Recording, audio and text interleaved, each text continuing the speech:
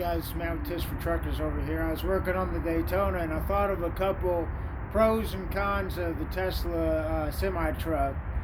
Just wanted to run them by you. There's a couple things I thought of that I don't think anybody else has touched on, so stay tuned. Alright, first one, let's start off on a positive note, is a very big pro in my opinion, is with the Tesla semi-truck, I thought of this, you're not going to have to continually start and stop the truck to creep forward if you got to move the truck or if you got to shut the truck off. A lot of times, from my experience at shippers, pull up to the shipper, we just got to turn the truck off for a couple seconds, turn it back on, and actually that uses a lot of fuel, hard on the engine and everything. It's kind of annoying. But with the Tesla Semi, you stop, you know, and you're not using any electricity aside from the HVAC and everything, and so you can still have your heater and air conditioning going while it's completely quiet and you're talking to somebody or whatever. If you gotta move forward, inch forward or whatever, no big deal. You just probably push the button and creep forward. You don't have to go through the whole process of turning on the truck. Kind of leads me on to the first con I have, which is a con and a pro at the same time. Now, when you're sleeping at night in a normal semi-truck, we run the APU, keeps us warm, keeps us cool, comfortable, or we run the engine. Uses a lot of fuel, but it doesn't take away from a lot of range. And if it does take a lot away from any range, it's just another, second to put another gallon in the tanks while you're fueling up. No big deal. But with the semi truck, obviously the big issue is the range. And so while you're sleeping at night, you're using electricity to keep the cab cool and warm if it's a sleeper truck, and is taken away from your range. Now, as we know, it takes a lot longer to fuel up a semi-truck or charge up on a semi-truck than it does to fuel up a semi-truck.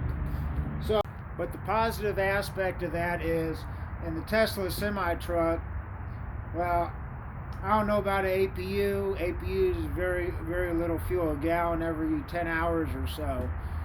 But it's probably a lot more environmentally friendly and cheaper to run the electric truck as far as the HVAC and everything goes at night.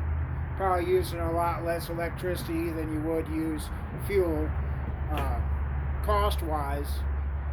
So that's probably better for the environment just to have the electricity do the heat pump and the air conditioner or whatever, which kind of adds to also another positive is, could be a pro or a con, is a lot of people have trouble sleeping at night with the APU, with the engine running. I know I can't hardly sleep with the engine running. The APU, I don't have a problem. But obviously with the Tesla Semi, the electricity is going to run the heat pump and the air conditioner and everything is going to be completely silent while your climate control is going on all night. And so that may help you sleep, it may not. And I wanted to end this video with a big concern I have of the range of the new Tesla Semi. Like I said, we saw in the video, it does 500, 600 miles or so, almost on a full charge. Now, we gotta realize, yeah, that was loaded, but that was also driving 55 miles per hour. Now, if you're averaging 70 miles per hour, that range is going to go down significantly. And also, when it's cold, obviously batteries are not going to work as efficiently and everything also. And that's another thing that I don't think anybody's really taking into account is the cold weather and the speed of the truck, because most of these trucks aren't driving 55. Now, if you guys don't know, in California, the speed limit for trucks is 55, and as you can see in the video, if you watch the whole thing slowly and you look at the speedometer, most of the time it's under 60 miles an hour. Now that, like I said, that will save your range significantly over driving 70 mile an hour. A lot of trucks drive 65, 70.